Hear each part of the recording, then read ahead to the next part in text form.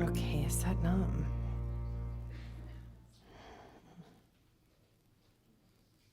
So, excited to be here with you tonight. We're going to do something special, which is this meditation that gives you what Yogi Bhajan calls a Tattvik siddhi. And Tattvik means elemental. So we have the 5 elements on the planet, the 4 and then ether. So ether, air, fire, water, and earth. So we have those 5 Tattvik elements. And then Yogi Bhajan actually says that the Aquarian age, this age that we're in, it's not a question of whether we're going to have to cross the space. It's a question of how we cross the space. And he was a poet, so he liked to talk in metaphor, but he's also talking very specifically about space, the age that we're in. We're going to have to cross space because we're going to be more and more doing the travel through space. And so it's not a question of if we're going to, it's how we're going to do it. And then he also was talking about how we cross the space of the pressure for our evolution. Because the pressure that's on us now as a species in this technological age is getting heightened by the moment, by the day, and that pressure is the pressure of evolution. It's literally the pressure of the development of the frontal lobe of the brain. So some people actually experience it as a pressure in the front of the brain. So there's that, physical experience of it. And then there's the pressure of what Yogi Bhajan called the cold depression. And I'll say that I read something that he said about it that I thought was very eloquent, which is the cold depression is basically, has anybody had this experience when they're meditating, they get really, really cold? And it has nothing to do with the temperature in the room. So if that ever happens to you, or if it has happened to you, there's basically an exorcism of the cold depression coming out of your system. And the cold depression is a part of this pressure on the species is creating a mental, societal, and spiritual bankruptcy. And so there's an emptiness, the plague of emptiness, no matter what kind of success you've gotten or all the things you thought you wanted that were going to make you feel better. And there's nothing more harrowing than getting them and not feeling better. True or not true? Because if you don't have them yet, you can still kind of be in the self-deception. But then once you get them and you realize that 2 is not quite cutting it, that's a harrowing moment of the pressure of evolution on you. But the cold depression is kind of a byproduct of this emptiness, this mental bankruptcy. And he says that it's like this. You're the flame of the candle, and who you really are, and what we're going to work with tonight is creating the Tattvik siddhi, which makes you a beacon of light, of energy, of sound. Your presence becomes the very cure.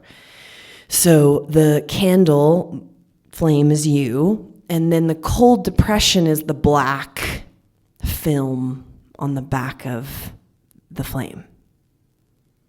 You know what I'm talking about? Okay.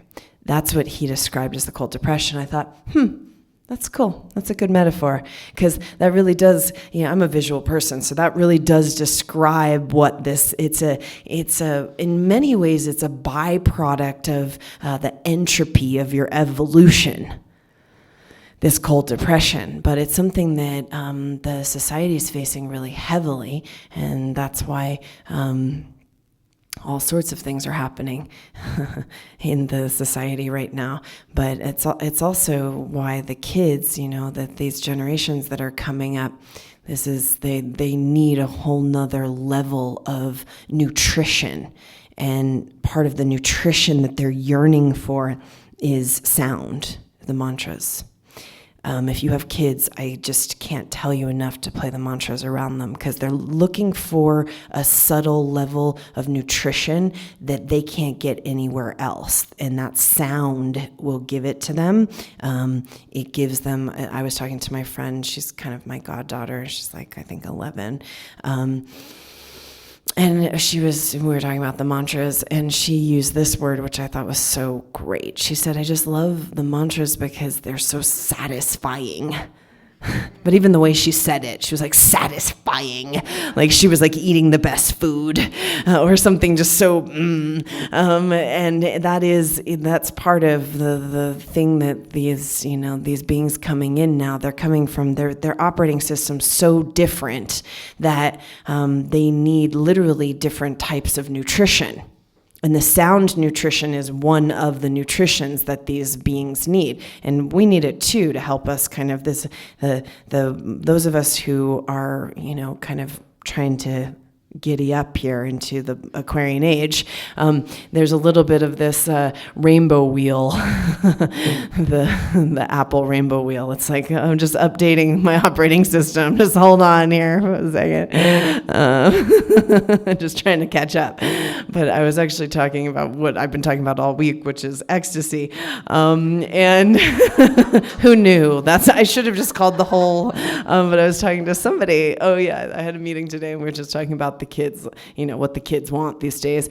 And it's not like this is the thing, think about this. They're trying to change their brain chemistry externally and produce the chemicals of happiness and then listen to a sonic wave. So it's actually not, you can understand why they're looking in that direction because they don't know any better, basically. And so this technology that we're participating in, that's exactly what it does. We're using a sonic wave, a sonic bath to create a level of consciousness, and then we're changing the brain chemistry. It's exactly the same, which I came to in Revelation today. It's exactly the same. And so the sound waves, and what we're going to work with tonight is something Yogi Bhajan called the pranic sound, which is the sound wave of your own breath. And what that sounds like can tell you a lot. So we're going to go through these phases, and we're going to use kind of all this like cosmic light and sound to move ourselves through these phases, and it'll be 66 minutes. And we're going to go through these kind of levels of consciousness through the pranic sound. Okay, so we'll have a little experience tonight. And then we're going to have to, talk to each other before we drive home because it's going to be no EDM Molly will even be able to touch what we're about to do. And that's what's so great. That's why, if you have the kids, we want to get them in here because they're looking for something. Because they're advanced souls, they're looking for something that's going to give them an experience that is interstellar in a certain way. And so the mantra itself, just playing some mantra would be really good. However you can get that in there. But the mantra itself is a way that we can, for the kids, somebody just posted up on my social media because we're doing this meditation. Some of you told me you were doing it with us on Rama TV. But there's this little teeny kid going hada hada hada hada Govinde, and he must be like 2.5. Totally, they're just, the sound current, it just is it's nutrition for them. So give it to your children any way you can, or your friends and that kind of thing, because that's why we Hari Jivan made this White Sun album, which is up for the 58th Grammys in the New Age category. So we're praying that he would get through this first round, because this is what this is part of the age that we're in. This sonic kind of consciousness revelation is very profound, and it's going to become more and more what for people who won't even ever find themselves into a yoga room. That's why we created Rama Records, is we want, and this happened. We have lots of stories of these guys who are, old Vietnam vets who aren't going to ever come and do yoga, but they're listening to Rama Records. And they're that yoga, physical yoga, or coming to a yoga class is not in their destiny stream, but they can listen to the mantras. And something can happen. And Sheba Preet had this. Weren't you like, you found like some mantra CD like when you were a kid and you were listening to it and didn't even know like what it was. The mantra actually led her, to the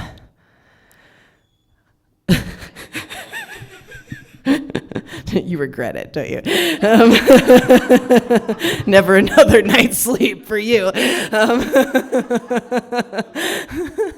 But so if you think about anything, this is what I would like you to do. The sound wave, you can start to follow the sound wave. So the sound wave of your own breath and the sound wave of your intuition, you can actually start to follow that. And that's what the mantra starts to train you in, basically. It's a training tool to get you to start to follow the sound. And as you follow the sound actually will give you kind of the next right action, because the sound itself has intelligence. So then we kind of can get totally out of the right, wrong, confusion. Confusion is a real thing of a wastage of energy, the whole confusion situation.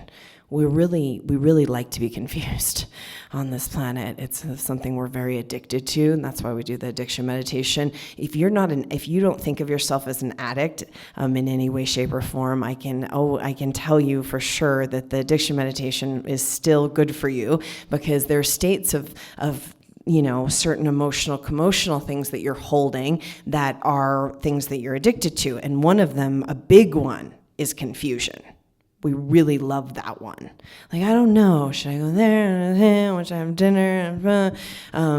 Whatever and it's a real kind of waste of energy. So the sound, Wahe Guru or Satnam or Satanama or what, just simple sound, will start to kind of guide you towards the right action. And it's like a little sonic breadcrumb that will guide you towards a higher destiny experience. And you can start to trust it. And something Yogi Bhajan says about this meditation we're going to do is, it gives you this, it starts to give you the power. Siddhi means like a power, an esoteric kind of power, but it starts to give you the power of trusting yourself, which is a massive power.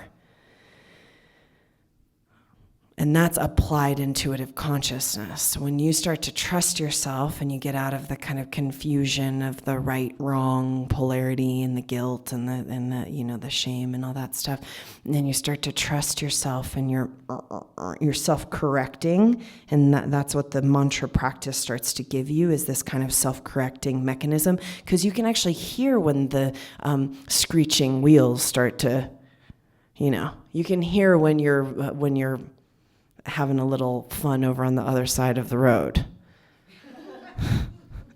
I started doing the addiction meditation because my teacher called me and said, "You like to drive on the other side of the road." And I was like, "Yeah, I do, chicken." He was like, "Do the addiction meditation."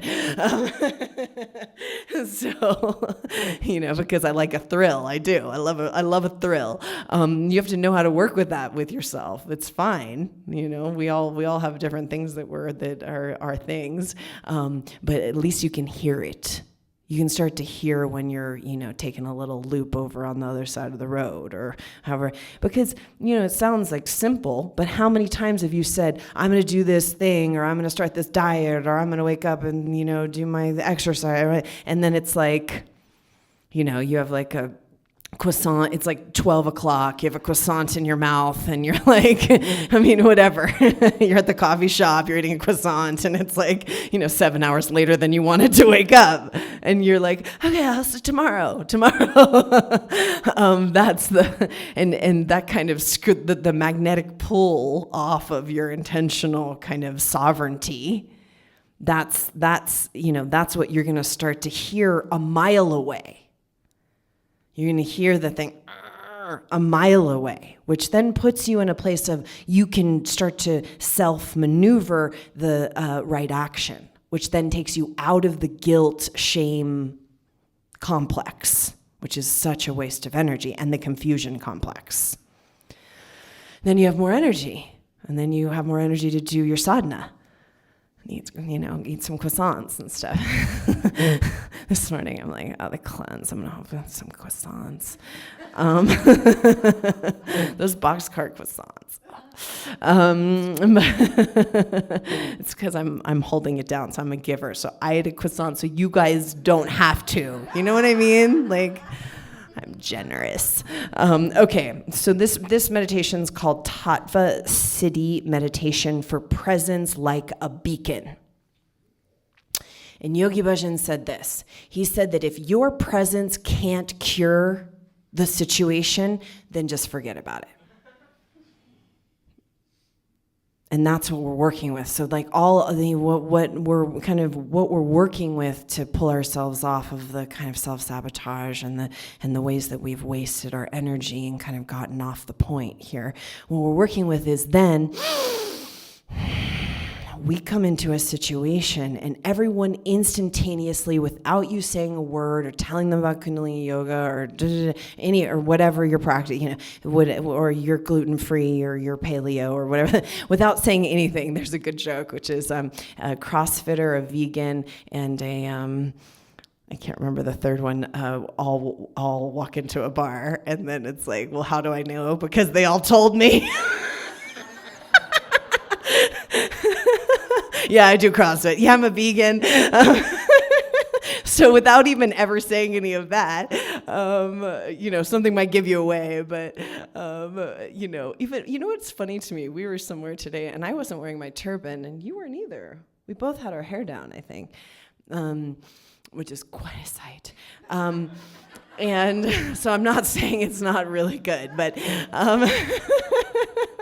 But the woman was like all up in our shit. Like she was like, ask us all these questions and like, what do you do? And I was like, I was a little surprised at first, but then I realized, the presence is broadcasting something. I mean, I'm not that surprised, but it was just, we were kind of caught off guard. We're caught off guard. We were like doing something, and then she wanted to know everything about, Rama and what's it.